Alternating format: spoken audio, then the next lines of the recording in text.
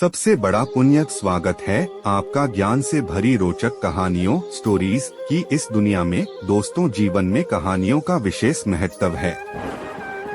इन कहानियों के माध्यम से हमें बहुत कुछ सीखने को मिलता है। इन कहानियों स्टोरीज के माध्यम से आपको जरूरी ज्ञान हासिल होंगे जो आपको आपकी लाइफ में बहुत काम आएंगे। यहाँ पर बताई गई हर कहानी से आपको एक नई सीख मिलेगी जो आपके जीवन में बहुत काम आएगी।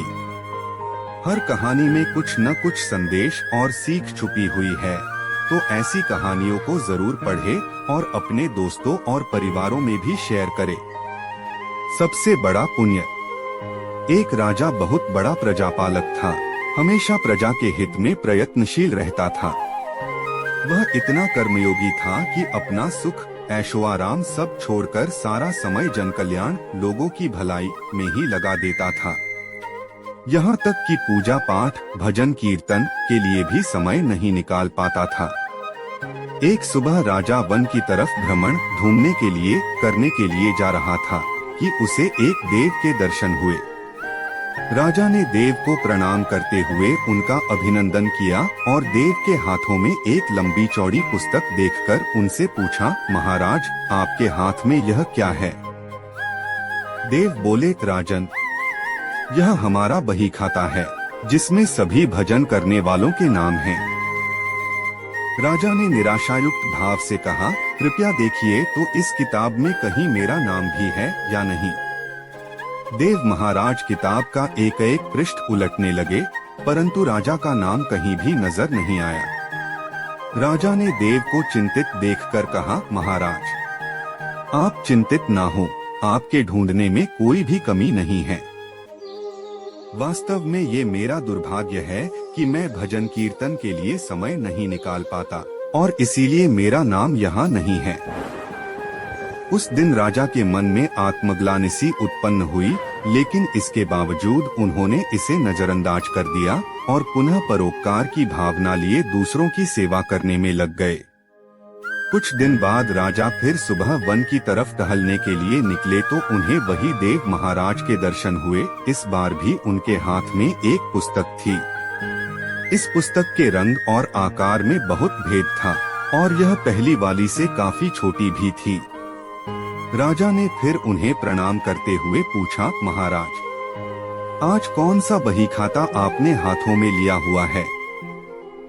देव ने कहा, राजन, आज के बही खाते में उन लोगों का नाम लिखा है जो ईश्वर को सबसे अधिक प्रिय हैं।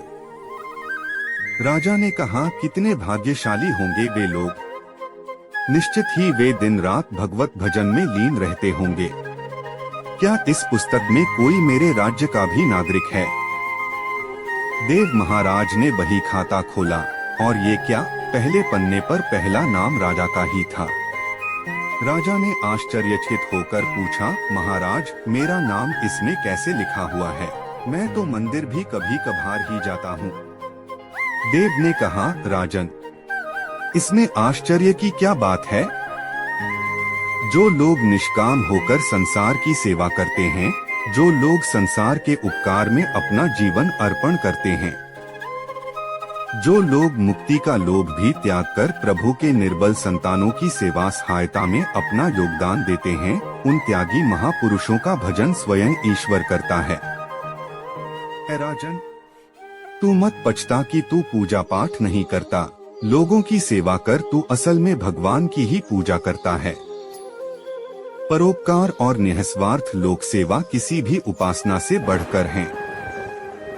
देव ने वेदों का उदाहरण देते हुए कहा, कुर्वन्नेवः कर्माणि जिजीविषेक्षण समाह एवान्त्वाप नान्यतोऽस्ति व कर्म लिप्यते नरे। अर्थात कर्म करते हुए 100 वर्ष जीने की इच्छा करो तो कर्म बंधन में लिप्त हो जाओगे। राजन, भगवान दीनदयालु हैं।